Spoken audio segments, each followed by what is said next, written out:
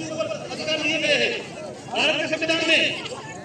लेकिन वो लोग ग्राम सभा को दरकिनार करके, अभी मैं यहाँ आने से पहले सुना यहाँ पर हमारे लोग टेंट लगाने की व्यवस्था कर रहे थे, तो पुलिस प्रशासन ने रोकने का काम किया। तो इसके आसपास लोग होंगे, मैं उनसे कहना चाहता हूँ कि जाकर अपने आगे से कह देना कि ये कुछ एरिया के अंतर्गत आता है और इस एरिया में ग्राम सभा अगर करना चाहेगा तो ग्राम सभा के अगेंस्ट में जाकर हमारा कोई भी लागू नहीं होता, कोई भी लागू नहीं होता। तो इसलिए ये जो गैर संवैधानिक तरीके से कार्य किया जा रहा है, तो मैं बताना चाहता हूँ कि देश की जो व्यवस्था है, क्योंकि हमारे लोगों से, क्योंकि आप जब तक इसके बैकग्राउंड को नहीं समझेंगे, ये समस्या है, ये जो कारण है, इसके कारण को नहीं समझेंगे तो आप लड़ाई लड़ नहीं पाएंगे। तो इसलिए मैं कहना चाहता हूँ कि इस देश में अगेंस्ट है, तो अंग्रेजों से हमको लड़ने के लिए हम लोग लड़ाई लड़े, कहा गया उसके बाद सबको अधिकार मिलेगा, सबको बराबरी का हिस्सा मिलेगा। अभी वो चले गए, अब कौन लड़ रहा है, अब कौन रोक रहा है। तो मैं कहना चाहता हूँ जैसे अंग्रेज विदेशी है, वैसे इस देश में ब्राह्मण भी विदेशी है। ब्राह्मण यहाँ के रहने वाले लोग नहीं है, मैं ये नहीं कह रहा हूँ, उन्होंने खुद लिख कर रखा हुआ है। और ये ब्राह्मण आके हमारे ऊपर हिंदूवादी प्रस्ताव हो रहे और ये मंदिर बनाने का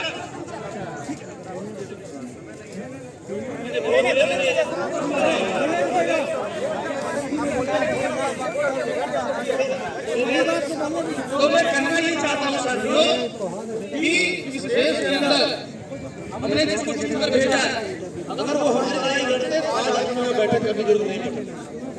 तो मैं ये कहना चाहता हूँ कि 1952 में जब डॉक्टर अम्बेडकर ने जो संविधान में प्रोविजन किया और जब पहला चुनाव हुआ, तो चुनाव होने के बाद पत्रकारों ने उससे पूछा कि आरक्षित सीट से चुनाव कराने वाले लोगों के बारे में आपका क्या कहना है। तो उन्होंने एक लाइन में कहा ये रिजर्व सीट से चुनाव कराने वाले जो लोग हैं, ये महज अपने पार्टी के राष्ट्रीय अध्यक्ष का तलवा चाटने वाले फालतू कुत्ते। क्या कहा? ये फालतू कुत्ते हैं। क्यों ऐसा कहा? क्योंकि आज देश में जो समस्याएं बन रही है, हमारा 5वीं 6वीं अनुसूची खत्म करने का काम चल रहा है, हमारा जल जंगल जमीन छीनने का काम कर रहा है, हमने चुनाव को विधानसभा में भेजा, हमने चुनाव को पार्लियामेंट में भेजा, लेकिन क्या वो हमारे लिए लड़ रहे हैं? बिल्कुल नहीं लड़ रहे हैं। अगर वो लड़ रहे होते तो आज हमें वहां बैठने की आवश्यकता नहीं पड़ती। तो मैं कहना चाहता हूँ कि वर्तमान देश में जो हालात परिस्थितियां बनी है, पिछले 75 साल से आप हर साल वोट देते हो, हर 5 साल वोट देते हो, और इस उम्मीद के साथ देते हो कि हमारी समस्या का समाधान होगा।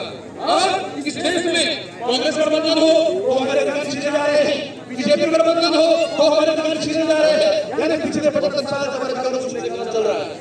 मैं कहना चाहता हूँ कांग्रेस को भी काम चला रहे हैं, बीजेपी को भी काम चला रहे हैं, और इन दोनों ने मिलकर ऐसी पॉलिसी बनाई है, वो समस्याएं पैदा करते हैं, कुछ अपने लोगों को आगे करते हैं, फिर उसके बाद आगे कर बनाते हैं, फिर इनका को इस्तेमाल करते हैं। ये देश में चल रहा है। तो मैं बताना चाहता हूँ कि इस बात को हमको समझना होगा, हमको शिक्षा की जरूरत है, हमको हमारे रोजगार की आवश्यकता है, हमें हमारी हिस्सेदारी चाहिए, उसकी आवश्यकता है। अगर हमको हमारी हिस्सेदारी सुनिश्चित हो जाए तो हमें हर समस्या का समाधान कर देंगे।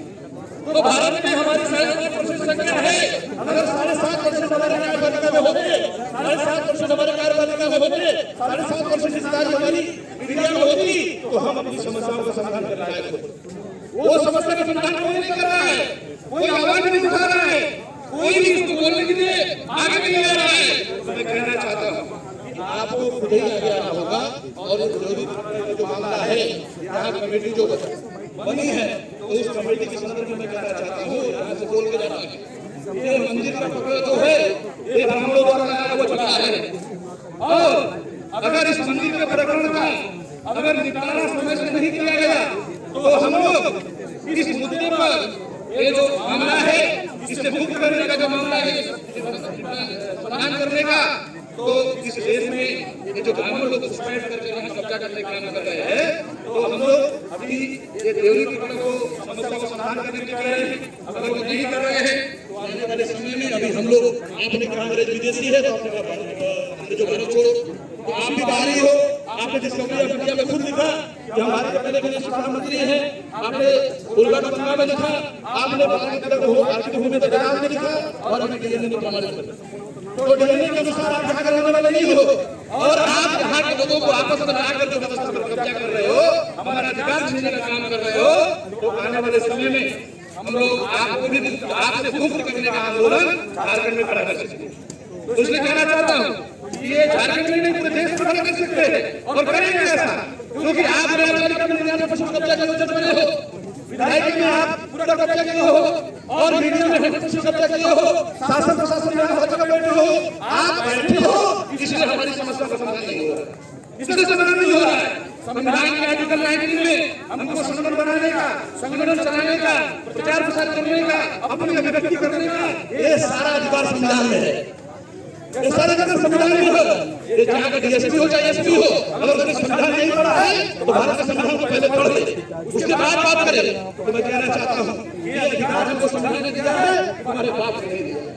तो मैं कहना चाहता हूँ कि ये आर्टिकल 19 के तहत अगर हमको आवश्यकता पड़ी, हमें किसी भी बात को लेकर हमें विधानसभा बुलानी पड़ी या अपने समाज में बैठना पड़ी, तो आपको हमें अनुमति देने की जरूरत नहीं, तुमसे अनुमति देने की नहीं है। ये भारत के संविधान ने दिया है और तुम भारत के संविधान के अंदर हो, बाहर नहीं, उसके ऊपर नहीं हो। तो साथियों इसलिए मैं कहना चाहता हूँ आपको पढ़ना होगा और लड़ना होगा, पढ़ना होगा और लड़ना होगा। अगर बगैर पढ़े आप कोई लड़ाई लड़ोगे तो आप लड़ाई हार जाओगे। इसलिए अपने अधिकारों को जानना होगा, पढ़ना होगा, पढ़कर लड़ाई लड़ेंगे तो सफल होंगे और विभिन्न प्रकार में जिन 20 लोगों के साथ 20 लोगों पर जो प्रकरण किए गए तो हमारा राष्ट्रीय संगठन, तो मैं उस बच्चों के संगठन की तरफ से ये कहना चाहता हूँ वो 20 साथी जो है उनकी अगर देश वो जो पहली लड़ाई लड़नी होगी तो संगठन की तरफ से हम लोग दूसरी लड़ाई लड़ेंगे। ये मैं इस बात के मौके पर कहना चाहता हूँ और इसके बाद जहाँ